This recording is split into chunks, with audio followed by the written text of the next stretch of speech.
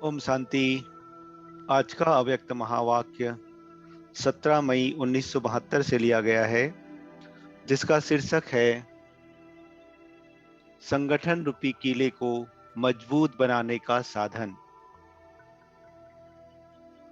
पांडव भवन को पांडवों का किला कहते हैं। किले का गायन भी है। ऐसे ही जो यह ईश्वरीय संगठन है, यह संगठन भी किला ही है। जैसे स्थूल किले को बहुत मजबूत किया जाता है, जिससे कोई भी दुश्मन वार कर ना सके, इस रीति से मुख्य किला है संगठन का। इसमें भी इतनी मजबूती हो जो कोई भी विकार दुश्मन के रूप से वार कर ना सके। अगर कोई दुश्मन वार कर लेता है तो जरूर किले की मजबूती की कमी है। यह तो संगठन रूपी किला है। इसकी मजबूती के लिए 3 बातों की आवश्यकता है। अगर तीनों बातें मजबूत हैं तो इस किले के अंदर कोई भी रूप से कभी भी कोई दुश्मन वार नहीं कर सकेंगे। दुश्मन प्रवेश भी नहीं कर सकते, हिम्मत नहीं हो सकती। वह 3 बातें कौन सी है जिससे मजबूत हो सकते हैं? एक स्नेह, दूसरा स्वच्छता और तीसरा है रूहानियत। यह तीनों बातें अगर मजबूत हैं तो कब कोई का वार नहीं होगा। अगर कहाँ भी कोई भी वार करता है, उनका कारण इन तीनों में कोई ना कोई कमी है। या स्नेह की कमी है या फिर रूहानियत की कमी है। तो संगठन रूपी किले को मजबूत करने के लिए इन 3 बातों पर बहुत अटेंशन चाहिए। हर एक स्थान पर इन बातों का फोर्स रखकर भी यह लाना चाहिए। जैसे स्थूल में भी वायुमंडल को शुद्ध करने के लिए एयर फ्रेश करते हैं, उससे अल्पकाल के लिए वायुमंडल चेंज हो जाता है। इस रीति से इसमें भी इन बातों का फ्रेशनर डालना चाहिए, जिससे वायुमंडल का भी असर निकल जाए। कोई को भी आकर्षण करने की मुख्य बातें यही होती है। स्नेह से, स्वच्छता से प्रभावित तो हो जाते हैं, लेकिन मुख्य तीसरी बात रूहानियत की है कि जो है यह है मुख्य। 2 बातों से प्रभावित होकर गए।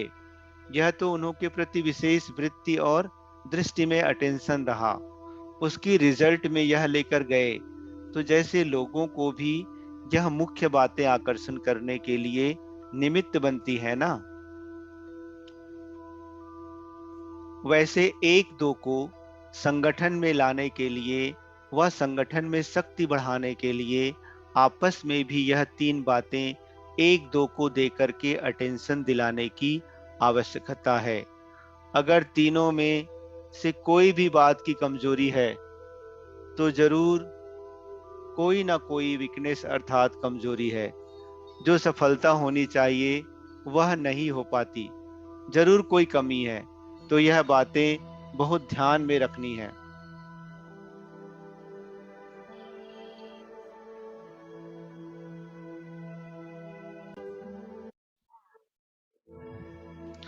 किले की मजबूती होती है एक दो के संगठन से।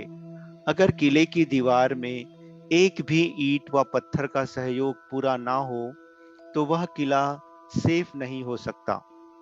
जरा भी हिला तो कमजोरी आ जाएगी। भले कहने में तो एक ईंट की कमी है, लेकिन कमजोरी चारों ओर फैलती है। तो वैसे ही मजबूती के लिए 3 बातें बहुत जरूरी हैं। फिर कोई वाइब्रेशन भी टच नहीं कर सकता। अपने ऊपर अटेंशन कम है। जैसे साकार बाप साकार रूप में लाइट हाउस माइट हाउस दूर से ही दिखाई देते थे, ऐसे रूहानियत की मजबूती होने से कोई भी अंदर आएंगे तो लाइट हाउस माइट हाउस का अनुभव करेंगे।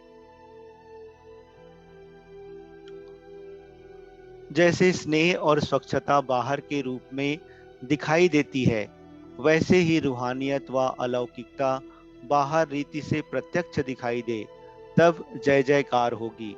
ड्रामा प्रमाण जो भी कुछ चल रहा है उसको यथार्थ तो कहेंगे ही, लेकिन साथ साथ शक्ति रूप का भी अनुभव होना चाहिए। यह अलौकिकता जरूर होनी चाहिए। यह स्थान अन्य स्थानों से भिन्न है। स्वच्छता व स्नेह तो दुनिया में भी अल्पकाल का मिलता है, लेकिन रूहानियत कम है। यह ईश्वरीय कार्य चल रहा है, कोई साधारण बात नहीं है। यह अनुभव यहाँ आकर करना चाहिए। वह तब होगा जब अपने अलौकिक नशे में रह करके निशाना लगाएंगे। यह लक्ष्य जरूर रखना है। अपने चरित्र द्वारा, चलन द्वारा, वाणी द्वारा, वृत्ति द्वारा, वायुमंडल द्वारा, सभी प्रकार के साधनों से बाप के प्रैक्टिकल पार्ट की प्रत्यक्षता अवतरण भूमि पर तो प्रत्यक्ष मिलनी चाहिए। सिर्फ स्नेह स्वच्छता की प्रशंसा तो कहाँ भी कर सकते हैं। छोटे छोटे स्थानों में भी प्रभाव पड़ सकता है, लेकिन कर्म भूमि, चरित्र भूमि द्वारा भूमि में आने की विशेषता होनी चाहिए। जैसे कोई को घेराव डाल करके चारों ओर उसको अपने तरफ आकर्षित करने के लिए करते हैं, तो बाप के साथ स्नेह में भी समीप लाने की पॉइंट्स का घेराव डालो।